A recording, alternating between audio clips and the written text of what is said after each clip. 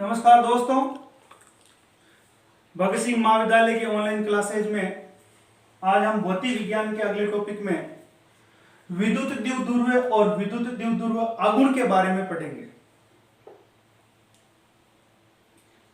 YouTube पर video upload करने के लिए काफी मेहनत करनी होती है, इसलिए मैंने कुछ मैटर आज पहले लिख दिया, बाकी मैं आगे इसके और लिखवा दूंगा ताकि कम समय में आपको ज्यादा पढ़ा सकूं।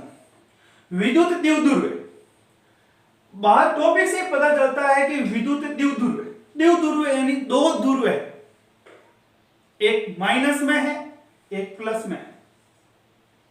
तो विद्युत द्विध्रुव है जब दो समान परिमाण यानी जिसका मापांक निकालने पर इसका मान बराबर आ जाए। एक बार यहां देख लो, मापांक ऑफ माइनस क्यू का भी मान क्यू होता है और मापांक ऑफ प्लस क्यू का मान भी क्यू होता है। तो कहने का तात्पर्य, जब दो समान परिमाण एवं विपरीत प्रकृति, एक की माइनस है दूसरे की प्लस है, जब दो समान परिमाण एवं विपरीत प्रकृति के आवेश परस्पर अति अल्प दूरी तो होती है लेकिन बहुत कम अति अल्प दूरी पर स्थित हो तो इस प्रकार के निकाय जो अपने तंत्र है, निकाय को विद्युत द्विध्रुव कहते हैं। ए और बी दो बिंदु है, इस पर माइनस क्यू आवेश स्थित है, इस पर प्लस क्यू आवेश स्थित है और इसके मध्य की दूरी को, मध्य बिंदु को अपने ओ से प्रदर्शित किया और ए और बी के बीच की दूरी को अपने 2l लिया। 2l लेने का तात्पर्य, क्योंकि जब अपने इसका अक्षीय और निरक्षीय निरूपण करेंगे तो इसमें डिवाइड करने में अपन को आसानी हो, इसलिए अपने इसको 2l ले लिया। और चाहे तो अपन l भी ले सकते हैं, x भी ले सकते हैं, कोई भी मान ले सकता है, अज्ञात मान है। तो वापस देखो, विद्युत द्विध्रुव जब दो समान परिमाण समान, देखो मापांक माइनस क्यू का भी क्यू होता है और प्लस क्यू का भी क्यू होता है, विपरीत प्रकृति माइनस क्यू और प्लस क्यू के आवेश परस्पर अत्यल्प दूरी पर स्थित हो तो इस प्रकार के निकाय को विद्युत द्विध्रुव कहते हैं। ए और बी दो बिंदु है, इस पर माइनस क्यू आवेश स्थित है, इस पर प्लस क्यू आवेश स्थित है और इन दोनों के मध्य का बिंदु O है और 2l उनके बीच की दूरी है। तो आशा करता हूं कि आपको विद्युत द्विध्रुव समझ में आ गया होगा। विद्युत द्विध्रुव आघूर्ण, ये तो था विद्युत द्विध्रुव, अब है विद्युत द्विध्रुव आघूर्ण। विद्युत द्विध्रुव के, ध्यान रखना, विद्युत द्विध्रुव यानी द्विध्रुव होगा, विद्युत द्विध्रुव के किसी एक आवेश का परिमाण चाहे माइनस में हो चाहे प्लस में हो, विद्युत द्विध्रुव किसी एक आवेश का परिमाण चाहे माइनस में हो चाहे प्लस में हो, आपको प्लस में ही लेंगे, आवेश का परिमाण तथा उनके मध्य की दूरी के गुणनफल को, एक आवेश का परिमाण तथा उनके मध्य की दूरी के गुणनफल को विद्युत द्विध्रुव आघूर्ण कहते हैं। इसे P से प्रदर्शित करते हैं और ये एक सदिश राशि है। विद्युत द्विध्रुव के किसी एक आवेश का परिमाण तथा उनके मध्य की दूरी के गुणनफल को विद्युत द्विध्रुव आघूर्ण कहते हैं। इसे P से प्रदर्शित करते हैं। ये एक सदिश राशि है, वही दो ध्रुव है, ए और बी दो बिंदु लिए, इस पर माइनस क्यू आवेश है, इस पर क्यू प्लस क्यू आवेश है और दोनों के मध्य की दूरी 2l है। तो परिभाषा से विद्युत द्विध्रुव के किसी एक आवेश परिमाण, तो इसका भी परिमाण प्लस क्यू होता है, इसका भी प्लस क्यू होता है। तो परिमाण तथा उनके मध्य की दूरी, परिमाण क्या है क्यू और मध्य की दूरी है 2l। परिमाण क्या है क्यू और मध्य की दूरी है 2l और गुणनफल के क्या होता है बराबर। तो P बराबर, आप इसको ऐसे भी लिख सकते हो कि P बराबर Q इंटू 2l, बात वही है, ठीक है। विद्युत द्विध्रुव के कारण विद्युत क्षेत्र, विद्युत द्विध्रुव यानी विद्युत द्विध्रुव के कारण उत्पन्न विद्युत क्षेत्र के बारे में पढ़ेंगे कि विद्युत द्विध्रुव के कारण उत्पन्न विद्युत क्षेत्र। अब विद्युत क्षेत्र कहां का, एक तो होता अक्षीय स्थिति, एक होती निरक्षीय स्थिति पर। अक्षीय स्थिति क्या है, जब A और B इस रेखा पर कोई बिंदु स्थित हो, इस रेखा पर या इस रेखा के आगे इस साइड या इस साइड, यानी AB ये रेखा है जो अक्षीय रेखा है, AB क्या है अक्षीय रेखा है और इस रेखा के लंबवत अगर कोई बिंदु है, ए बी रेखा के लंबवत यदि कोई बिंदु है तो वो होता है निरक्षीय बिंदु। एक बार वापस समझे, विद्युत द्विध्रुव के कारण विद्युत क्षेत्र पढ़ेंगे अपने अक्षीय स्थिति पर और दूसरा पढ़ेंगे निरक्षीय स्थिति पर विद्युत क्षेत्र। तो अक्षीय स्थिति ए और बी को मिलाने वाली रेखा अक्षीय और ए और बी के लंबवत रेखा पर अगर कोई बिंदु हो, लंबवत रेखा पर, या मान लेते हैं ये लंबवत रेखा, ये बिंदु हुए, तो ये लंबवत रेखा पर कोई स्थित बिंदु हो तो ये होता निरक्षीय। अगर कोई यहां बिंदु ले लेता हूं तो ये हो जाता अक्षीय। यानी इस रेखा के सीध में हो तो अक्षीय और इसके लंबवत हो तो वह निरक्षीय बिंदु कहलाता है। तो आज अपनी इस वीडियो में अक्षीय रेखा पर विद्युत क्षेत्र की तीव्रता का व्यंजक व्युत्पन्न करेंगे।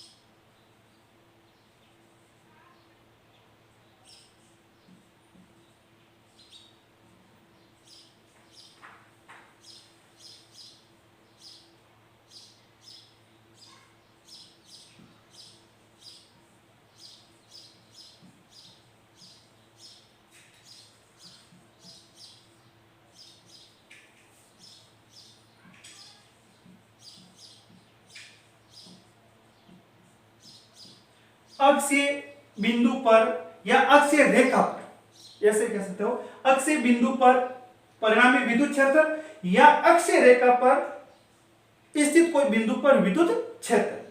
सबसे पहले अपन विद्युत द्विध्रुव की कल्पना कर रहे हैं। बात सुनो विद्युत द्विध्रुव, तो विद्युत द्विध्रुव ए और बी बिंदु है, यहां पर माइनस क्यू आवेश है, यहां पर प्लस क्यू आवेश है। इन दोनों के मध्य की दूरी अपने 2l मानी थी, ये B है, तो ये बीच में बिंदु O है, तो ये दूरी हो जाएगी L और यहां से भी ये दूरी हो जाएगी L। मैंने शुरू में बता दिया 2l मानने का कारण क्या है कि जब अपन अक्षीय और निरक्षीय स्थिति पढ़ेंगे तो इनको अपन डिवाइड करेंगे, तो डिवाइड करने में और अपन कैलकुलेशन करने में दिक्कत नहीं हो, इसलिए अपन इसको 2l मानते हैं। दोनों के मध्य की 2l, इस O से लेकर B तक की मध्य की दूरी L और A से लेकर O तक के मध्य की दूरी B क्या हो गई? L हो गई। अब इसके निरक्षीय अक्षीय स्थिति पर एक बिंदु P लेते हैं, जो इस मूल बिंदु O से, या अपन इस बिंदु ले लेते हैं इस O से, इसके मध्य बिंदु O से मान लेते हैं ये R दूरी पर है। कौन सी दूरी पर दोस्तों? R दूरी पर। यानी इसके जो बीच वाला बिंदु है O से अपन इसकी R दूरी पर एक स्थित पर एक बिंदु P लेते हैं और बिंदु P पर ही अक्षीय बिंदु, ये अक्षीय रेखा पर स्थित है, अक्षीय बिंदु P पर ही परिणामी विद्युत क्षेत्र ज्ञात करना है। इसको मैं डॉट कर देता हूं। तो एक बार अपन प्लस क्यू आवेश से लेंगे, एक बार माइनस क्यू आवेश लेंगे, लेकिन परिमाण है तो कोई दिक्कत वाली बात नहीं। लेकिन जब इनके बीच की दूरी, विद्युत द्विध्रुव आघूर्ण भी अपने ये पढ़ा था कि एक आवेश का परिमाण और उनके बीच की दूरी,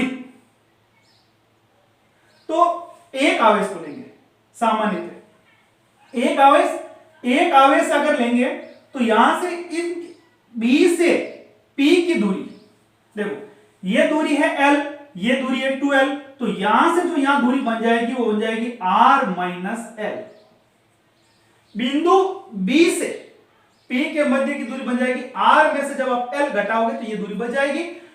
और अगर मान लो A से P के मध्य की दूरी निकालनी हो तो R में से किसको ऐड कर दो? L को कर दो, तो हो जाएगी R प्लस L। वापस हम ले, A और 2B बिंदु है, विद्युत द्विध्रुव है, इसके मध्य बिंदु O से R दूरी पर स्थित बिंदु P पर है, वहां पर परिणाम विद्युत क्षेत्र की तीव्रता ज्ञात करनी है। B से P की दूरी हो जाएगी R माइनस L और A से P की दूरी हो जाएगी R plus L। Plus Q आवेश के कारण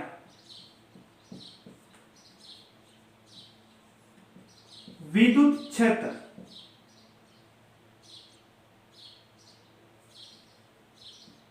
E1 प्लस Q आवेश के कारण उत्पन्न विद्युत क्षेत्र कह सकते हैं या विद्युत क्षेत्र, वही कूलॉम वाले नियम से लेंगे। K यहां पर Q, KQ upon R square, R कितनी है, यहां से दूरी है, डिस्टेंस है, वो है R माइनस L। वहां पर K Q1 Q2 था, लेकिन अपन यहां एक ही बिंदु की कल्पना कर रहे हैं, एकांक धन, आप इसको एकांक मान सकते हैं, इसको एक बिंदु की कल्पना करके निकाल रहे हैं, तो KQ R स्क्वायर, तो ये हो जाएगा R माइनस L का स्क्वायर। समीकरण 1। दिशा ध्यान रखें, दिशा B से P की ओर, इसकी दिशा रहेगी E1 की, B से P की ओर धन आवेश है तो विपरीत दिशा रहेगी, तो B से P की ओर मैं ले लूं यहां E1, यानी E1 की दिशा है वो B से P की ओर रहेगी।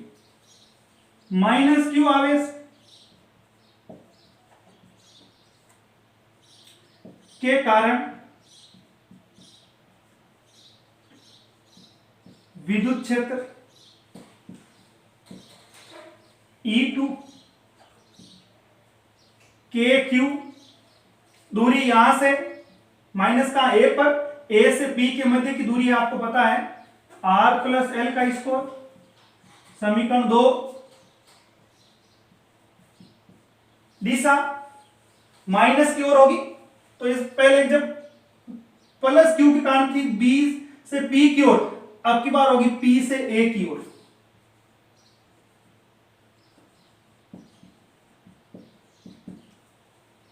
ये दिशा हो जाएगी।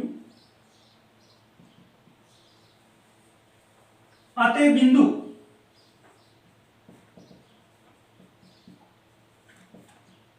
P पर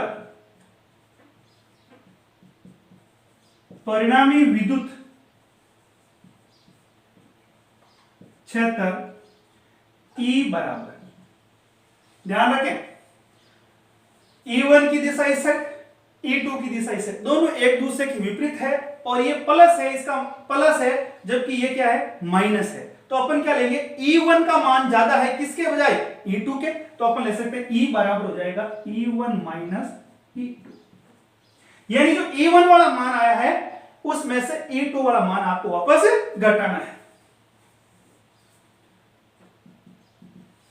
तो E1 का मान KQ R माइनस L का होल स्क्वायर, और ये हो जाएगा KQ R प्लस L का होल स्क्वायर।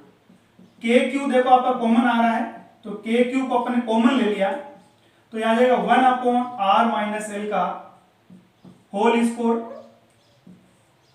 ये हो जाएगा 1 अपॉन R प्लस L का होल स्क्वायर। ले से ले लेते हैं, E बराबर KQ R माइनस L का होल स्क्वायर और R प्लस L का होल स्क्वायर। ये ले से कैंसिल होगा, ये बच गया, तो यहां हो जाएगा R प्लस L का whole square minus R minus L का होल स्क्वायर।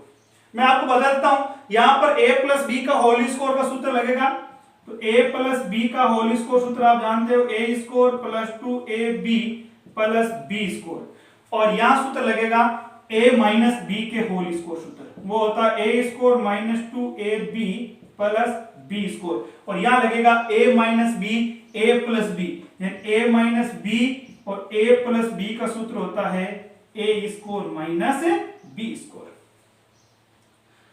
क्या किया, समीकरण 1 से यहां मान रख दिया, समीकरण 2 से यहां मान रख दिया, दोनों में से KQ आपका कॉमन आ गया, उनको बाहर ले लिया, और फिर उन दोनों का एलसीएम लेके यहां पर A प्लस B का होल स्क्वायर सूत्र लगाना है, यहां लगाना A माइनस B का होल स्क्वायर, यहां लगेगा A minus B A plus B। देखो एक बार सूत्र लगा देते हैं, यहां हो जाएगा KQ तो कॉमन है ही, यहां हो जाएगा R plus 2RL plus L square, minus है इसलिए अपन कोष्टक रख देते हैं, R square minus 2RL plus L square,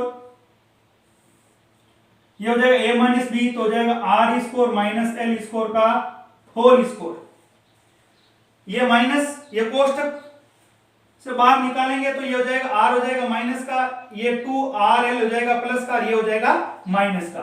तो E बराबर k q r square plus 2rl plus l square minus r square plus 2rl minus l square, r square minus l square का whole square. यहां देखो cancel हो जाएगा, cancel होने के बाद 2rl और प्लस 2rl, यहां बचेगा 4rl।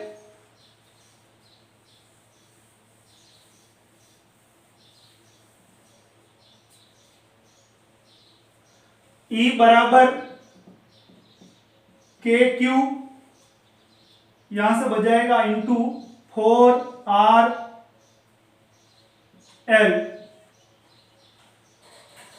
Upon r square minus l square का होल स्कोर। यहां अपन विद्युत द्विध्रुव आघूर्ण की परिभाषा से प्रयोग करेंगे। यहां अपन मान लेते हैं जो आर दूरी है वो बहुत ज्यादा है, किसके सापेक्ष? एल के सापेक्ष। आर बहुत ज्यादा है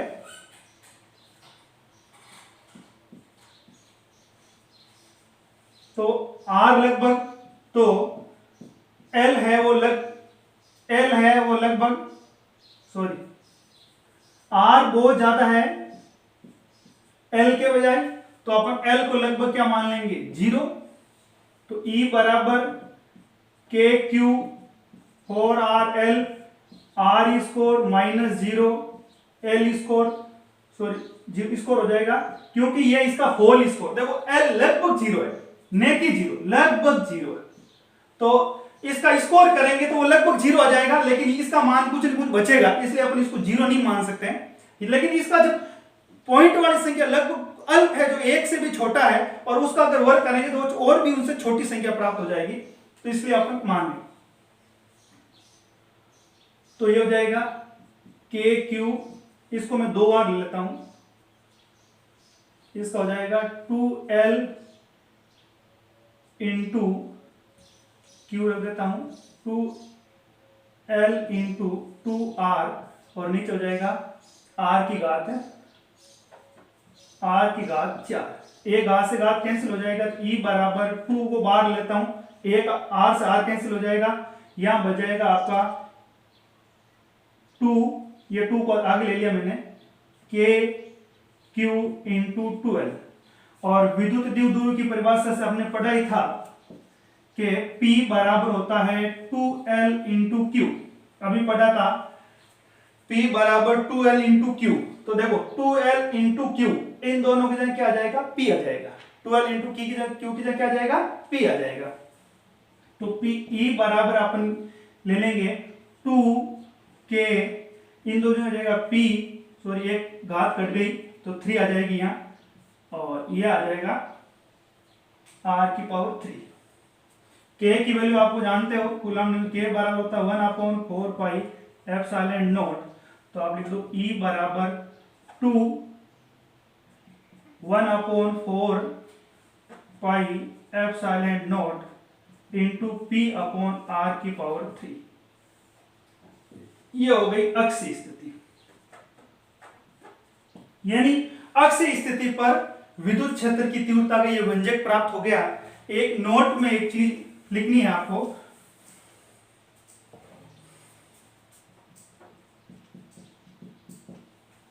अक्षीय स्थिति, अक्षीय स्थिति में विद्युत द्विध्रुव, अक्षीय स्थिति में विद्युत द्विध्रुव आघूर्ण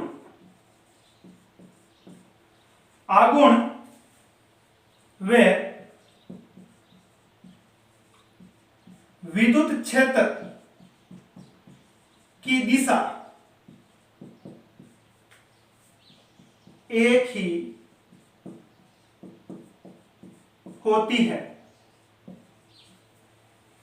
यह अक्षीय स्थिति पर परिणाम विद्युत क्षेत्र तीव्रता है 2/1/4 पाई एप्सिलॉन नॉट, जहां विद्युत एप्सिलॉन नॉट पिछली वीडियो बताई थी, विद्युत से निर्वात की विद्युतशीलता है P अपॉन R क्यूब।